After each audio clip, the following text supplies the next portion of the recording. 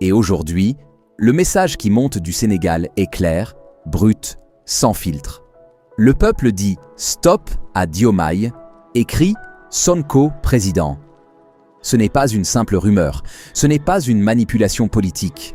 C'est un cri de colère, un appel au changement qui secoue les rues de Dakar, les quartiers populaires de Pikine, les réseaux sociaux, les taxis, les marchés et même certaines sphères du pouvoir. Depuis l'élection de Bassirou Diomaye Faye à la tête du Sénégal, de nombreux citoyens ont placé leur confiance en ce président jeune, discret, porteur d'un espoir de rupture.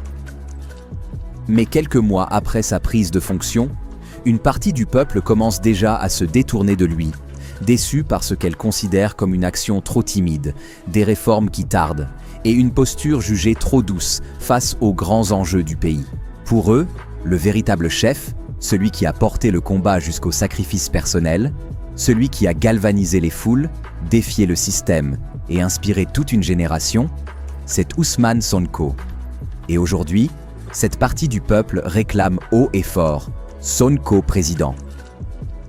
Cette revendication prend racine dans une frustration profonde. Beaucoup estiment que si Diomaye est arrivé au sommet, c'est d'abord grâce au combat héroïque de Sonko. L'homme qui a été emprisonné, censuré, banni de la présidentielle, mais jamais oublié. À travers les embûches, Sonko est devenu une icône. Et aujourd'hui, son absence au sommet de l'État est vécue par certains comme une erreur à corriger. On assiste ainsi à une inversion des rôles rêvés par la rue.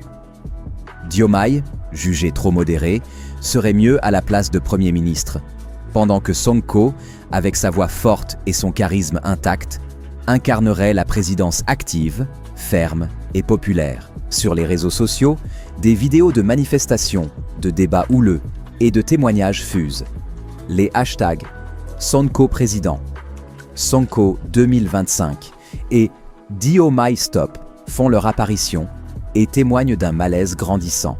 Nous avons écouté les Sénégalais. Certains parlent de trahison. D'autres disent simplement qu'ils attendent plus de courage, plus d'actions concrètes, plus de rupture réelle avec l'ancien système.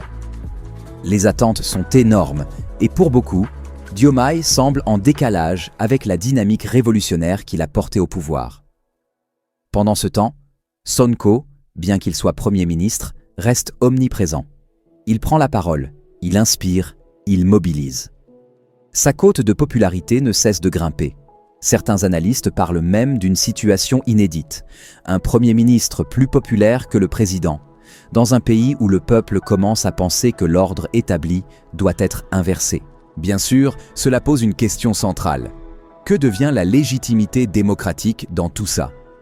Bassirou Diomaye Faye a été élu par les urnes et il incarne l'État. Mais si la pression populaire continue de monter, si les frustrations se transforment en colère généralisée, le régime pourra-t-il rester stable ? Le duo Sonko-Diomaye pourra-t-il survivre à cette tension ? Le peuple sénégalais est jeune, engagé, connecté et exigeant. Il ne pardonne pas l'inaction, ni les demi-mesures. Ce cri Sonko président n'est pas juste un slogan, c'est un avertissement. Nous continuerons de suivre cette évolution de près avec la voix du terrain, sans langue de bois. Le peuple a parlé. À Diomaye et Sonko maintenant d'écouter.